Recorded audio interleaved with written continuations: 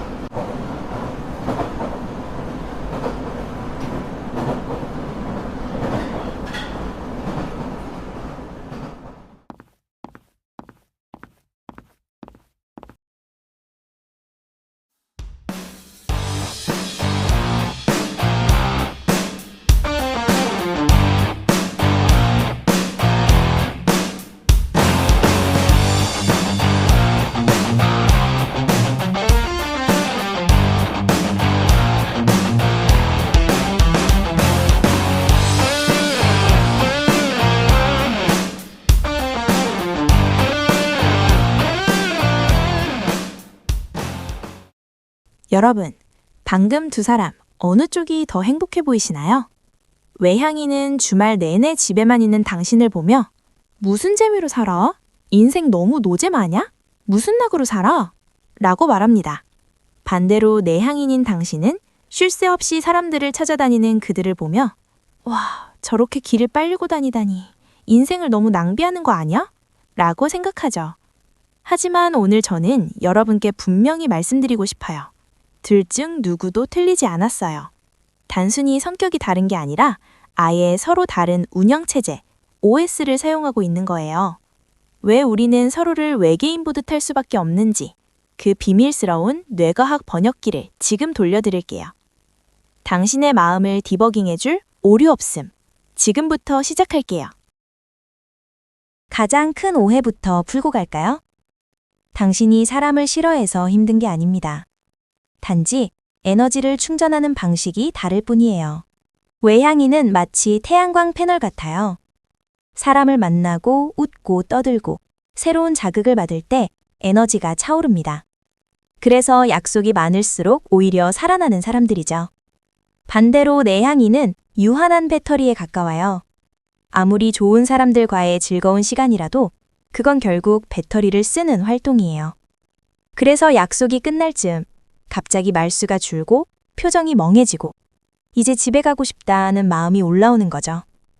이때 내향형에게 필요한 건 더 많은 사람이 아니라 조용한 방이라는 이름의 충전기예요.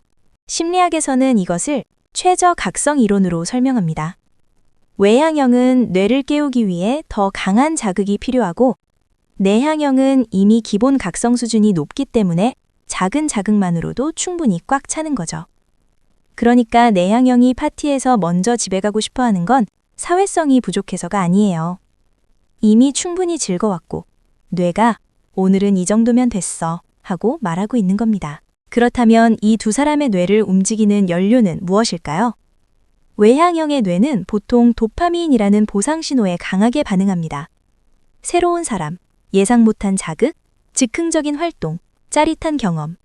이런 것들이 외향형의 뇌에는 엄청난 즐거움으로 들어와요. 도파민은 마치 불꽃놀이 같아요. 크고 강렬하고 순간적으로 팡 터집니다. 그래서 외향형은 더 재미있는 일, 더 새로운 자극을 찾으러 자연스럽게 밖으로 나가게 되는 거죠. 반면 내향형은 도파민 자극이 조금만 과해도 금방 과부하를 느껴요. 대신 더 편안하게 반응하는 쪽은 아세틸콜린 같은 안정과 집중의 회로입니다. 깊은 사색을 할 때, 조용한 공간에 있을 때, 좋아하는 책을 읽을 때, 정말 믿는 사람과 편안한 침묵을 나눌 때, 내향형은 안정감과 만족감을 느낍니다. 도파민이 불꽃놀이라면 아세틸콜린은 벽난로예요. 화려하진 않지만 오래 따뜻하죠. 그러니까 누군가 당신에게 너 인생 너무 노잼아냐? 라고 말할 때 당신의 뇌 속에서는 이미 아주 잘 타오르는 벽난로가 켜져 있습니다. 당신은 지루한 사람이 아니라 지속 가능한 잔잔한 행복이란 불씨를 꺼뜨리지 않고 지키는 사람인 겁니다. 이제 관계의 방식으로 넘어가 볼까요? 왜 어떤 사람은 말을 하면서 생각하고 어떤 사람은 생각이 정리될 때까지 입을 열지 않을까요? 외향형은 보통 입이 먼저입니다. 말을 하면서 생각을 정리해요. 그래서 반응이 빠르고 분위기를 띄우는데도 강합니다. 언변이 좋은 사람들이 많습니다. 한마디로 분위기 메이커이죠. 외향형이 모임에 빠진다면 안고 없는 찐빵이나 다름없습니다. 하지만 가끔은 필터링을 거치기 전에 말이 튀어나와서 집에 돌아가 이불을 걷어차기도 하죠. 아, 그 말은 하지 말걸.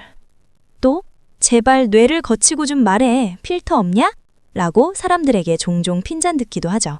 반대로 내향형은 뇌가 먼저입니다.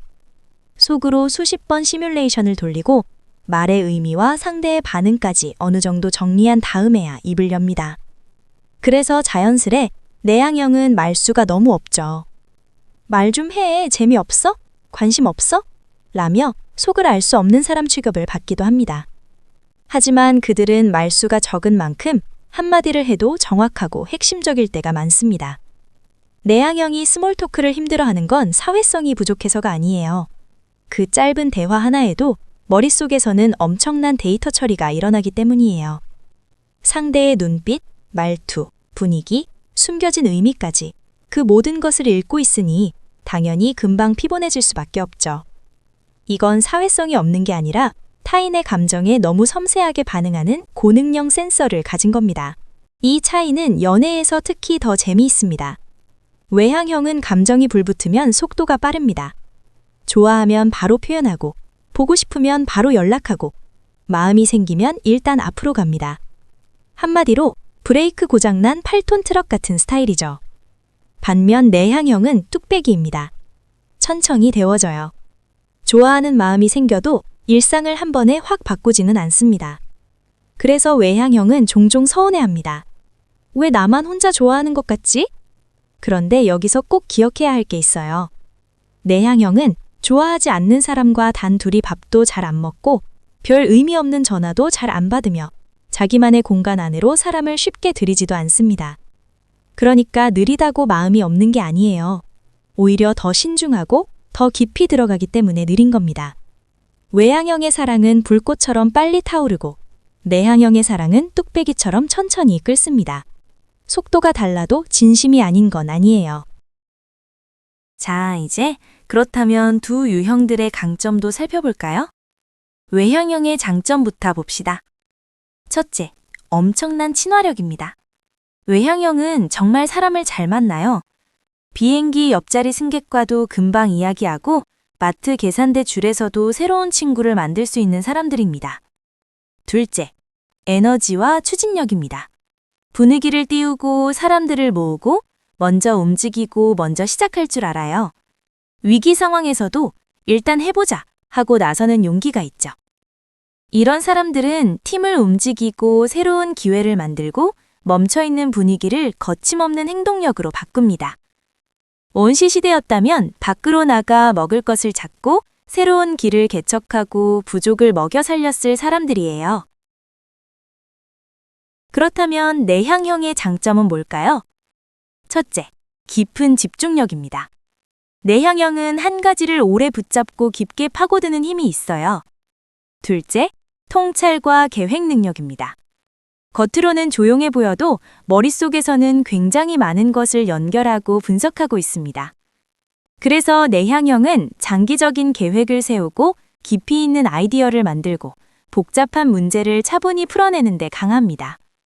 셋째, 좋은 리더가 될 가능성이 높습니다.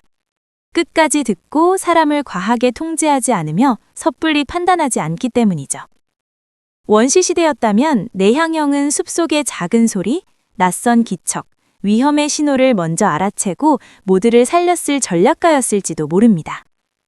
자, 이제 질문을 바꿔볼까요? 누가 더 완벽하냐가 아니라 왜 이 두 유형이 모두 필요할까? 답은 아주 간단합니다. 인류가 살아남기 위해서예요. 앞장서서 영토를 넓히는 사람도 필요했고, 뒤에서 위험을 감지하고 신중하게 판단하는 사람도 필요했습니다. 세상에 외향형만 있었다면 너무 시끄럽고 너무 즉흥적이어서 모두 지쳐버렸을지도 몰라요. 반대로 내향형만 있었다면 아무도 먼저 인사를 안 해서 평생 서로 눈치만 보다 끝났을지도 모르죠. 그러니까 이 둘은 경쟁 관계가 아닙니다. 서로의 부족함을 채워주는 아주 정교한 한 팀이에요. 외향형은 세상을 움직이고 내향형은 세상을 이끌습니다. 외향형은 문을 열고 내향형은 안쪽 구조를 살핍니다. 둘 다 필요해요. 정말요. 어때요? 오늘 이야기도 재미있으셨나요? 금요일 밤 침대 위를 선택하는 당신은 인생 노잼인 사람이 아닙니다. 당신은 자기 배터리를 지키고 자기만의 벽난로를 돌볼 줄 아는 사람입니다. 반대로 사람들 속으로 들어가야 살아나는 누군가도 가볍고 얕은 사람이 아니에요. 그 사람은 연결 속에서 에너지를 얻도록 설계된 것뿐입니다. 세상에 고장난 사람은 없습니다. 그저 연료가 다르고 운영체제가 다를 뿐이죠. 이제 서로의 모습이 완벽하게 이해되셨죠? 당신을 채워주는 에너지는 충전장치는 무엇인가요? 저의 영상이 당신에게 새로운 지식을 전달하는 도파민이자 당신의 마음의 휴식처가 될 아세틸콜린이었길 바랍니다. 그리고 구독과 좋아요로 저의 도파민이 되어주시겠어요? 지금까지 당신의 마음을 디버깅해드리는 오류없음이었습니다. 모두 행복하세요.